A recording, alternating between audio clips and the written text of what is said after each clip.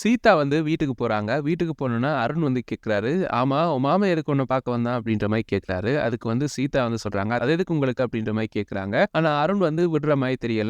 இல்ல ரீசன் இல்லாம அவன் பார்க்க வரமாட்டானே, ஏதாவது இருக்கணுமே அப்படின்ற மாரி கேட்குறாரு. அதுக்கு வந்து சீதா சொல்றாங்க, "இல்ல இப்படி கிருஷ்ஷ வந்து தத்தெடுக்கலாம் அப்படின்னு சொல்லி வந்து முடிவு பண்ணியிருந்தாங்க மாமாவும், அக்காவும். ஆனா அதுக்கு பிறகு இப்ப ரீசென்ட்டா வந்து கிருஷ்ஷ தத்தெடுக்கிறதுக்காக மாமா வந்து அக்கா வந்து ஒரு இடத்துக்கு கூட்டிட்டு போயிருக்காரு. ஆனா அக்கா வந்து திடீர்னு கிருஷ்ஷ வந்து தத்தெடுக்க மாட்டேன் அப்படின்னு சொல்லிட்டா போல இருக்கு. அதுதான் மாமாவுக்கு அப்செட் ஆயிருச்சு. ஆனா ரீசன் வந்து அக்கா சொல்லவே மாட்டேன்னு நிக்கிறா போல. அதனால தான் என்கிட்ட வந்து கேட்டாரு. என்ன ரீசன் அப்படின்னு தெரியுமா? தெரியல அப்படின்னா அக்காட்ட கேட்டாவது சொல்லு அப்படின்ற மாரி சொல்லியிருந்தாரு. அதனால தான் என்ன மீட் பண்ண வந்திருந்தாரு அப்படின்ற மாதிரி அருண் கிட்ட வந்து சீதா வந்து சொல்றாங்க.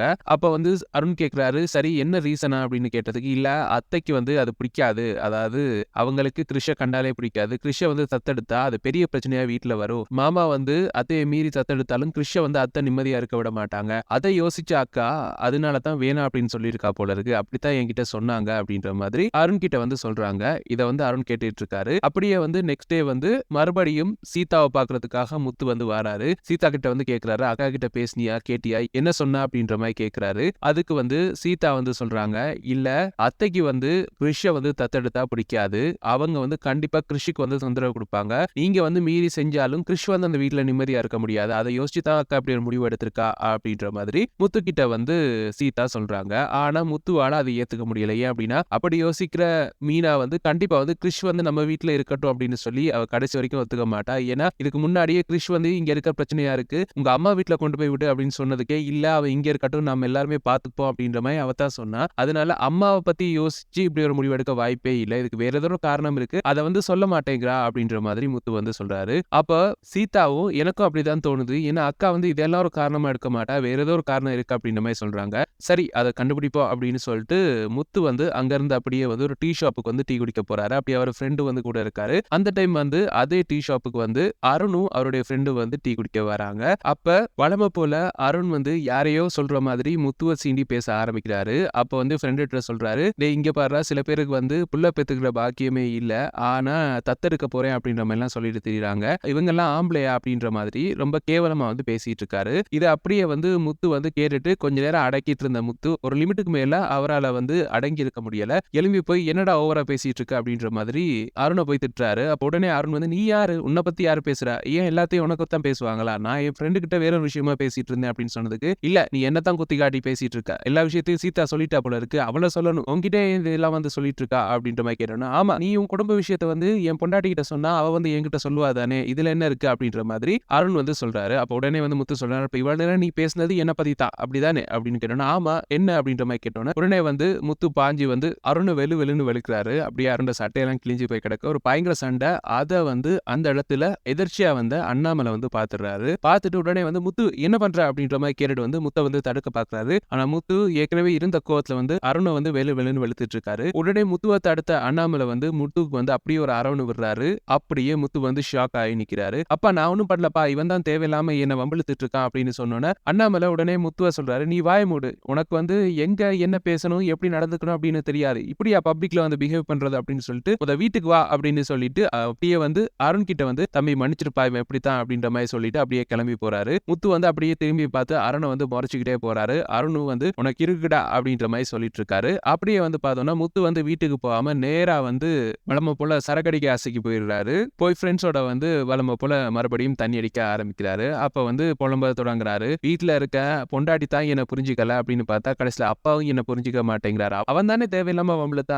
அவ்வளவு கேவலமா பேசினான். அப்பா இருந்திருந்தாருன்னா அப்பாக்கே கோவம் வந்திருக்கும். அதனால தான் நான் அவன அடிச்சேன். இங்க பார்த்தோம்னா நான் தான் தப்பு பண்ண மாதிரி அப்பா வந்து என்ன வந்து திட்டிட்டு என்ன அடிச்சுட்டு போறாரு அப்படின்ற மாதிரி முத்து வந்து சொல்லிட்டு இருக்காரு. அப்படியே அண்ணாமலைய வந்து காட்டுறாங்க. வீட்ல வந்து ரொம்ப கோவமா வந்து உள்ள போறாரு. அங்க வந்து மீனா வந்து கேட்கறாங்க, "என்ன மாமா என்ன ஆச்சு?" அப்படின்ற மாரி கேட்கறாங்க.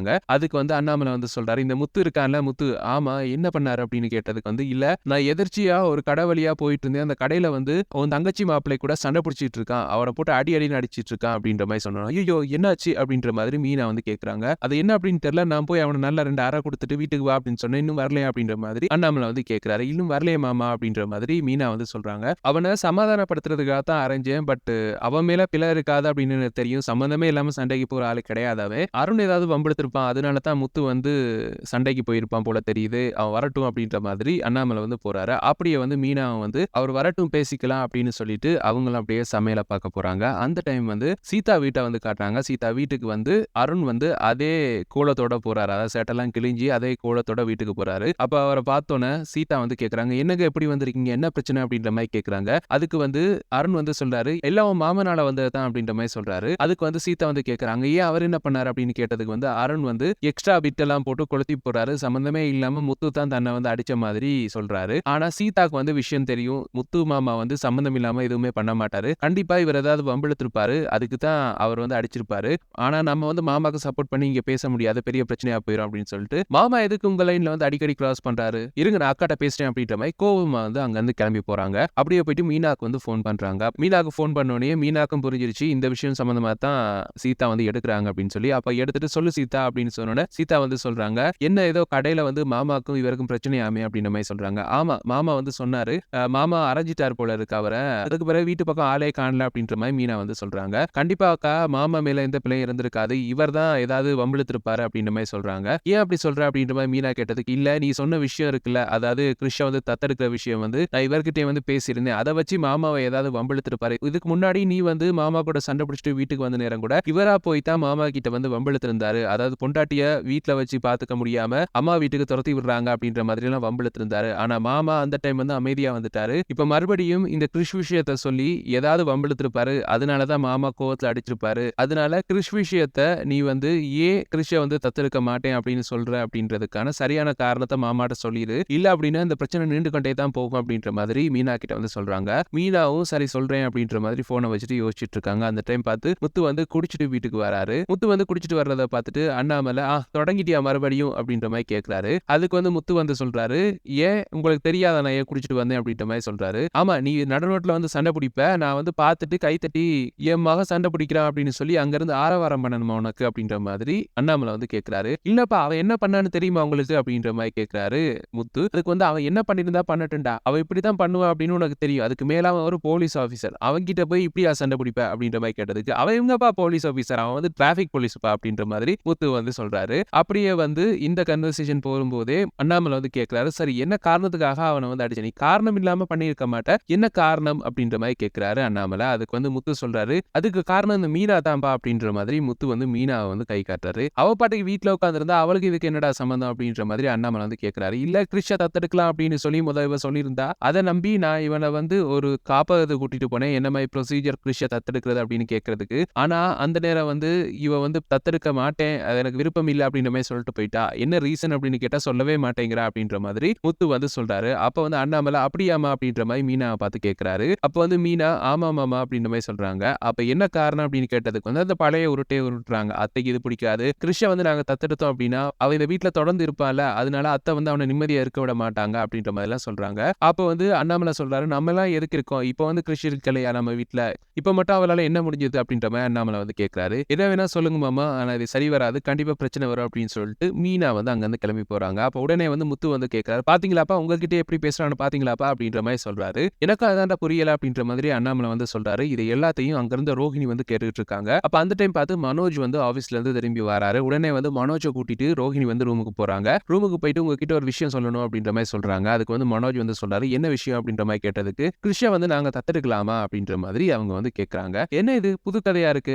அதெல்லாம் சரி வராது, அவன் வந்து இந்த வீட்டுல இருக்கதே பிரச்சனையா இருக்கு, அவன் வந்து தத்தெடுக்கலாம் அப்படின்ற மாதிரி சொல்லிட்டு இருக்கா அப்படின்ற மாதிரி மனோஜ் வந்து கேட்கிறாரு. அப்ப உடனே வந்து ரோஹிணி கல்யாணியா மாறுறாங்க. கல்யாணியா மாறி என்ன சொன்ன அப்படின்ற மாதிரி கேட்கறாங்க. அப்ப வந்து மனோஜுக்கு புரிஞ்சிருச்சு ரோஹிணி வந்து கல்யாணியா மாறிட்டாங்க, பேய் வந்துருச்சு அப்படின்னு சொல்லி. உடனே வந்து அவர் வந்து இல்ல இல்ல நான் ஒன்னும் சொல்லல அப்படின்ற மாதிரி நடிக்கிறார். இல்ல இப்ப ஏதோ சொன்ன என்ன அப்படின்ற மாதிரி கேட்கறாங்க. அதுக்கு வந்து மனோஜ் வந்து சொல்றாரு, இல்ல கிருஷ்ண வந்து தத்தெடுக்கிற சம்பந்தமா பேசிட்டு இருந்தோம் அப்படின்ற மாதிரி சொல்றாரு. ஆமா தத்தெடுக்கிறதானே அப்படின்னு கேட்டதுக்கு, ஆமா தத்தெடுக்க போறேன். அப்ப கிருஷ்ணக்கு நீ யாரு, டாடி அப்படின்ற மாதிரி மனோஜ் வந்து சொல்றாரு. அப்ப உடனே வந்து ரோஹிணி வந்து சொல்றாங்க, கரெக்ட், இனிமே அவன் டாடின்னு கூப்பிடுவான், நீ பேசாம இருக்கணும், ஏன் கூப்பிடலாம் கேட்க கூடாது அப்படின்ற மாதிரி ரோஹிணி வந்து சொல்றாங்க. அதே மாதிரி என்ன மம்மின்னு கூப்பிடுவான், அப்பயே நீ வாய மூடிட்டு இருக்கணும் அப்படின்ற மாதிரி சொல்றாங்க. அப்ப வந்து மனோஜ் வந்து சரி சரி அப்படின்ற மாதிரி பயந்து சொல்லிட்டு இருக்காரு. அப்படியே அந்த பக்கம் வந்து பார்த்தோம் அப்படின்னா மீனா சரியான கவலையா இருக்காங்க. என்ன அப்படின்னா இத்தனை நாள் குடிக்க மாட்டேன் அப்படின்னு சொல்லிட்டு இருந்த முத்து வந்து எனக்காக இப்ப ரெண்டாவது வாட்டியும் குடிச்சிட்டு வந்துட்டாரு, எல்லாம் என்னால நடக்கிறது தான், நான் தான் இந்த பிரச்சனைக்கெல்லாம் காரணம் அப்படின்ற மாதிரி யோசிச்சுட்டு இருக்காங்க.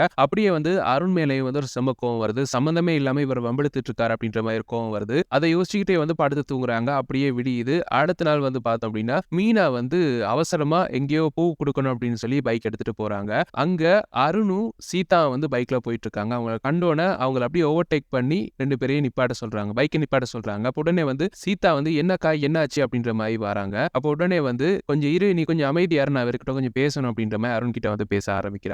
"உங்களுக்கும் அவருக்கும் என்ன பிரச்சனை? உங்களுக்கு அவர் என்ன பண்ணாரு?" அப்படின்ற மாரி கேட்கறாங்க. அப்ப அருண் வந்து சொல்றாரு, "நான் என்ன பண்ணேன்? உங்க புருஷன் தான் வந்து தேவையில்லாம என் மேல கை வச்சான்." அப்படின்னு சொன்னோனே மீனாக்கு வந்து கோவம் வந்துருச்சு. நீங்க வம்பிழுக்காம அவர் கண்டிப்பா எதுவும் பண்ணியிருக்க மாட்டாரு. நீங்க தான் ஏதாவது பண்ணியிருப்பீங்க அப்படின்ற மாரி சொன்னோனே அருணுக்கு செம கோவம் வந்துருச்சு. உடனே வந்து அருண் வந்து சொல்றாரு, "அவனே ஒரு குடிகாரன். அவனுக்கு சப்போர்ட் பண்ணிட்டு இருக்கீங்களா நீங்க?" அப்படின்ற மாரி கேட்டோனே செம்ம காண்டான மீனா வந்து அப்படியே அருணுக்கு ஓங்கி ஒரு அறை விடுறாங்க. அப்படியே சீதா வந்து ஷாக்கிங்கா பார்க்குறாங்க.